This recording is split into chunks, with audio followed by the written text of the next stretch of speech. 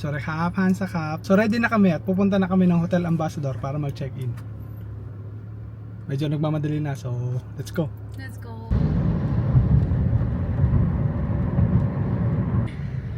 Lotid. Showing the routine. Magti 3 PM pa lang guys, pero grabe na yung traffic dito sa Saturn Road. Kasi nga magpipick up na yung mga parents ng mga anak nila sa school. May school kasi dun banda sa may sa may St. Louis.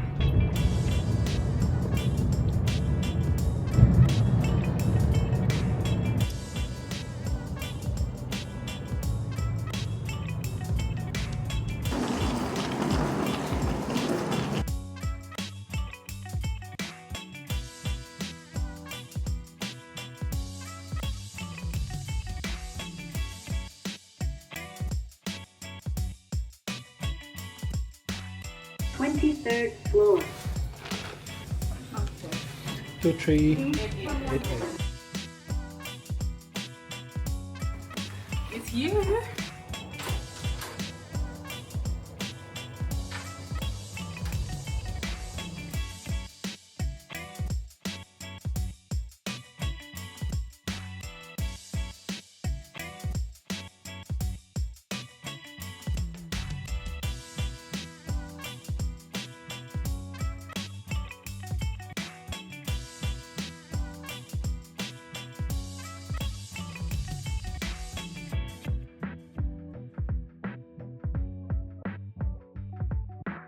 So yung shower niya guys is bathtub na rin at the same time.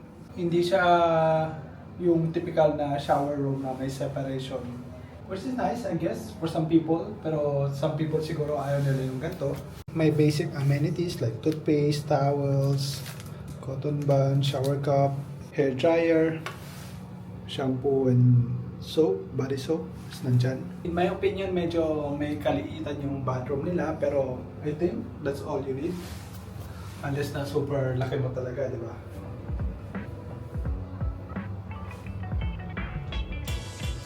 Punta naman tayo dito sa cabinet. May bathrobe, and then may safe dito. You can also put your belongings here. There's space.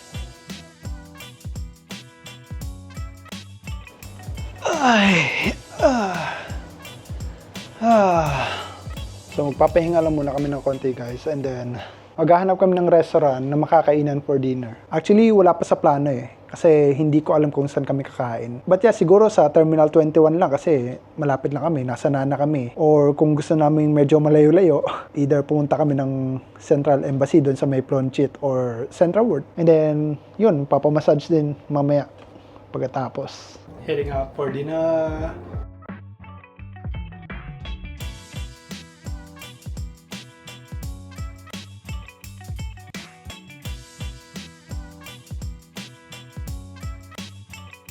What I like about the hotel guys is napakalapit niya sa BTS station, which is Nana station. Very convenient.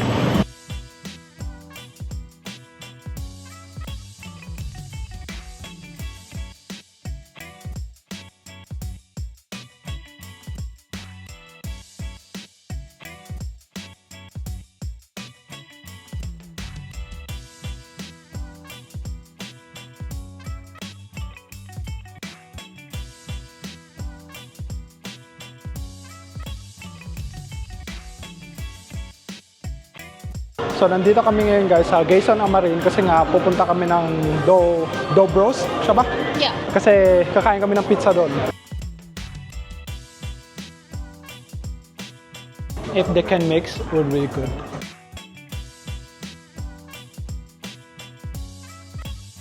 Yeah, more cheese, more cheese.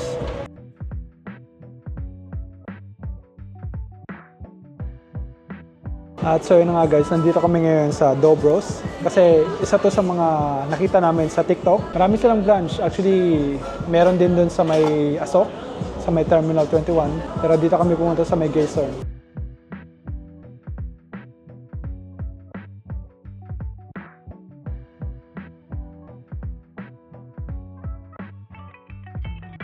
So we got pizza, pepperoni and truffle. Meron chicken pop, and truffle taters. Yes. And meron din kaming dessert mamaya. That's it. Let's dig in. You do ASMR. ASMR cut.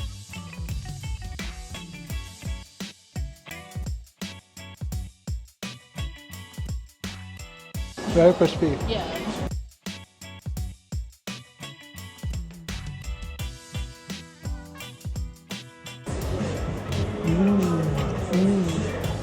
All the cheese came off.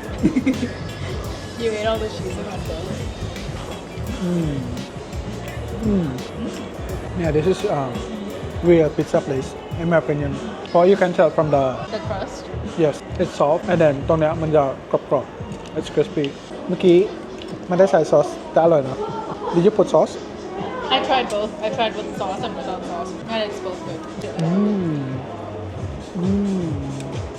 ป๊อปก็อร่อยเนาะ Now it is time for dessert. We got donut, biscuit, and mango custard. Oh, นุ่มมาก It's very soft.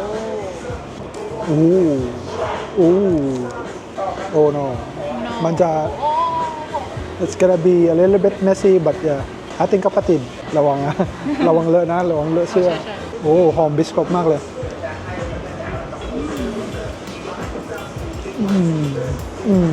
ว้าว very intense biscuit.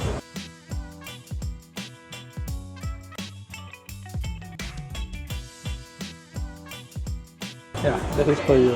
Oh no. Ah. Yeah. Okay. You took all the side.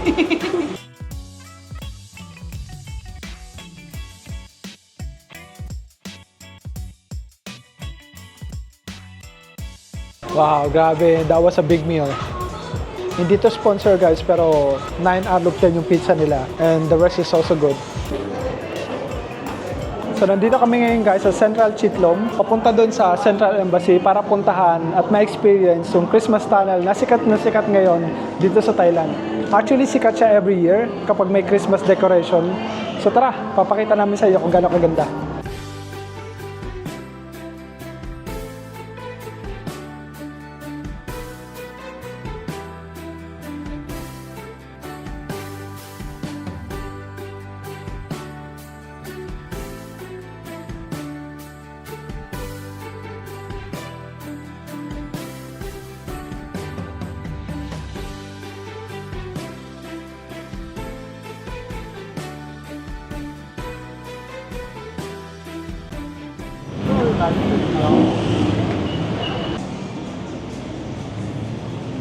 งั้นเอานี่เลยก็ได้ครับ น้ำมันนะคะ ครับ 1,100 บาทค่ะ So ngayon guys, nandito kami ngayon sa massage shop. Kaharapan lang ng hotel namin, ng Ambassador Hotel. I think it's a part of a hotel din. I'm not so sure, but yeah, it's just in front, which is nice. Yeah. We're gonna have oil massage.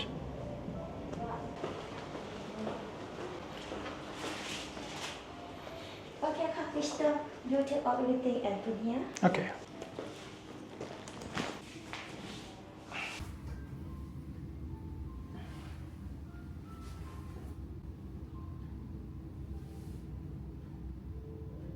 So yeah guys, kakatapos ko lang mag-massage.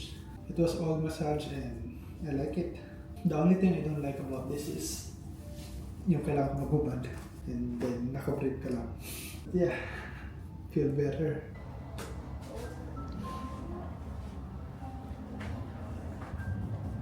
ได้ขอบคุณครับ ขอบคุณนะคะ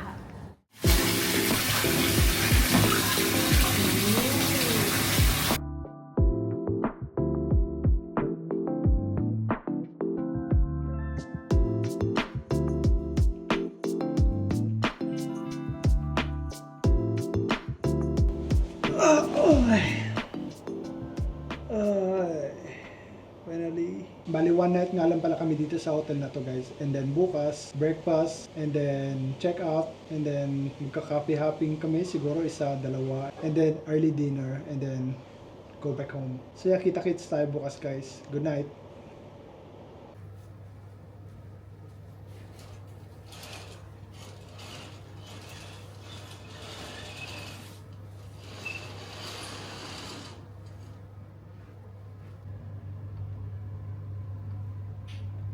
Hello, good morning guys.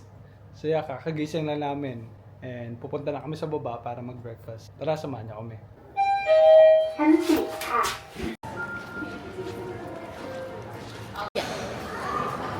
สวัสดีครับ ห้อง2-3-8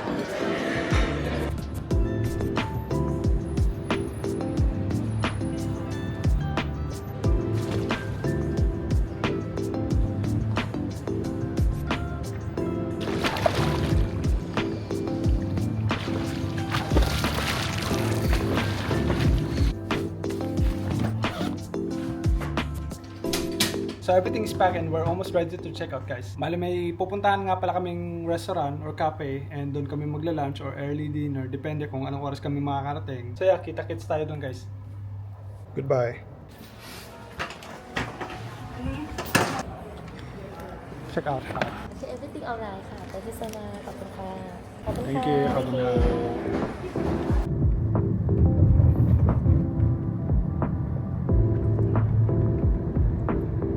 Okay, it's gonna be to our left. I think it's that building, the white one.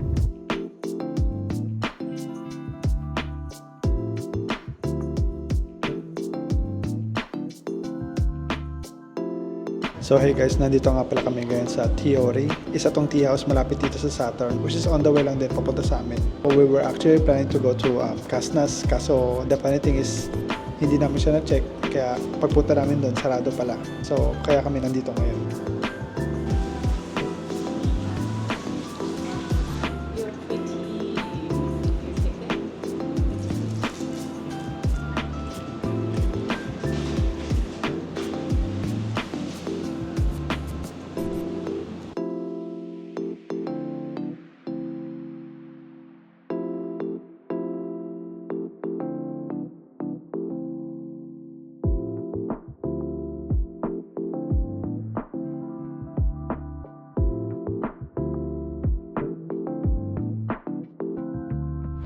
Please take it. This reminds me of Lunch and Back in the Philippines, like the last week version.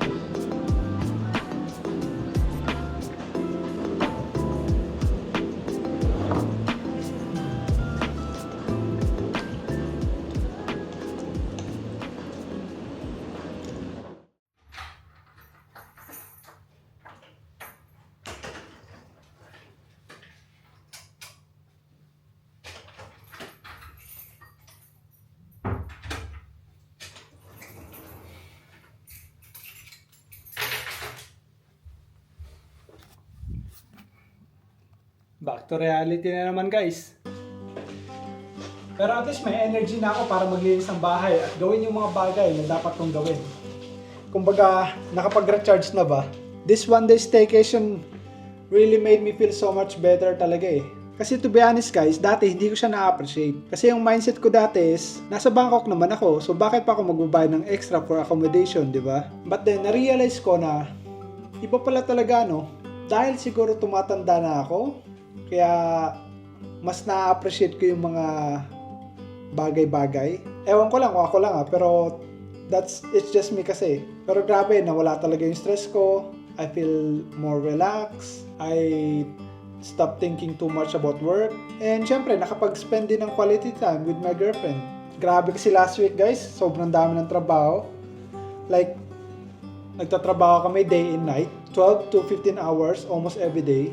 The entire week So yeah, nakaka-mentally and physically drained talaga siya. So if you're feeling the same way, kahit saan ka mang parte ng mundo ngayon, and physically and mentally tired ka rin, then I highly recommend going on a staycation. Kahit isa o dalawang gabi lang is enough to make you feel better for sure. Lahat naman tayo deserve natin ng break, di ba? Pero kung mas marami kang time, then you can always travel somewhere naman. Pero depende yun sa schedule na meron kayo. So kung naghahanap kayo guys ng travel agency dito sa Thailand, then I'd like to recommend and thank na rin ang Zebra Travel and Tours sa pag-assist sa akin throughout in this staycation. So kung nagbabala kayong pumunta ng Thailand this holiday season, then contact nyo na lang yung Zebra Travel and Tours kasi napaka-professional nila, accommodating, and very convenient kasi Pilipino sila eh. So, Pilipino din talaga yung team na mag-assist sa inyo. Kaya walang language barrier. Accredited din sila by Department of Tourism. And ang Zebra Travel din is part of Zebra International Movers and Logistics. So, sa mga kapwa ko OFW dito sa Thailand, lalo-lalo na sa mga matatagal na, I'm sure kilala nyo sila. Kasi sila yung first balikbayan door-to-door service dito sa Thailand eh. And they're operating for more than 20 years. So yeah, there's nothing to worry about. Ilalagay ko na lang yung link sa description for more inquiries. I'd also like to thank nga pala yung Ambassador Hotel for this collaboration. Malaki and malinis yung kwarto nila. And yung pinaka gusto ko talaga sa hotel na to is yung location nila. Ang lapit na lang guys sa BTS Nana, like mga 1-minute walk. So super convenient talaga to explore the city of Bangkok. Plus marami pang mga kainan sa gilid-gilid. So, worth it talaga yung ibabayad mo. Anyways guys, sana nagustuhan nyo itong video ko. Actually, gusto ko talagang mag-travel outside of Bangkok. Kaso nga, yun lang, limited lang yung time ko eh. Kaya nag-decide na lang kami na mag-staycation na lang. At least walang diba? Walang hassle sa travel, sa commute, hindi ganun kalaki yung expenses. Tsaka, hindi ka magkakaroon ng jet lag pag uwi. Like, hindi ka pagod sa biyahe. So, may pros and cons, pero yun. Next time. So thank you guys for watching this video until the end and see you guys next time. Goodbye. ขอบคุณครับ สวัสดีครับ See you all.